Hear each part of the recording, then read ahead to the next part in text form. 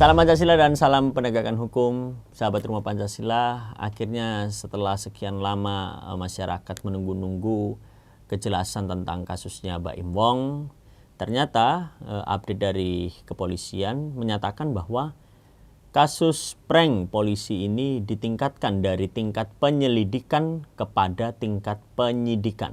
Nah, penyelidikan itu kalau di dalam KUHP ya, itu merupakan serangkaian tindakan penyelidik untuk atau guna mencari ada atau tidaknya tindak pidana ya. Jadi penyelidikan itu ujungnya adalah mencari ada atau tidaknya peristiwa pidana. Nah, ketika kemudian menurut hasil penyelidikan kepolisian menemukan adanya tindak pidana atau peristiwa pidana, maka polisi akan menaikkan statusnya dari penyelidikan ke penyidikan. Apa itu penyidikan?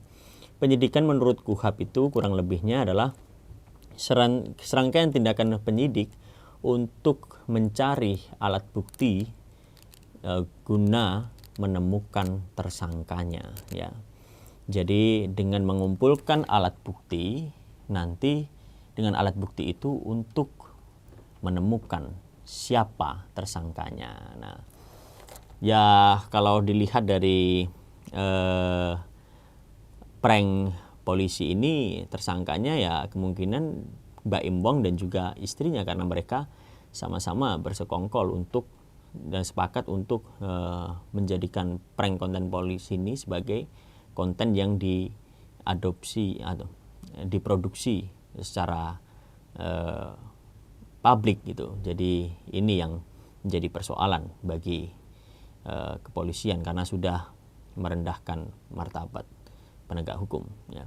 Jadi sahabat Rumah Pancasila, mari ya kita gunakan kesadaran kita sebagai manusia itu, atau marilah kita membangun moralitas. Apa itu moralitas? Moralitas itu adalah kewajiban manusia sebagai manusia. Kalau kita mempunyai moralitas, maka kita tahu apa yang harus kita lakukan sebagai manusia. Nah, dalam konten tersebut ya kita dapat belajar bahwa haruslah kita menjadi manusia terlebih dahulu.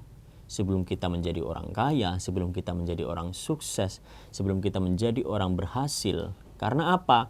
Mungkin anggapan Baim Wong, mungkin ya saya garis bawahi, mungkin anggapan Baim Wong ketika dia sudah punya harta, kita sudah punya kemampuan finansial yang berlebih, dia mungkin merasa bahwa segala-galanya itu dapat dia lakukan itu.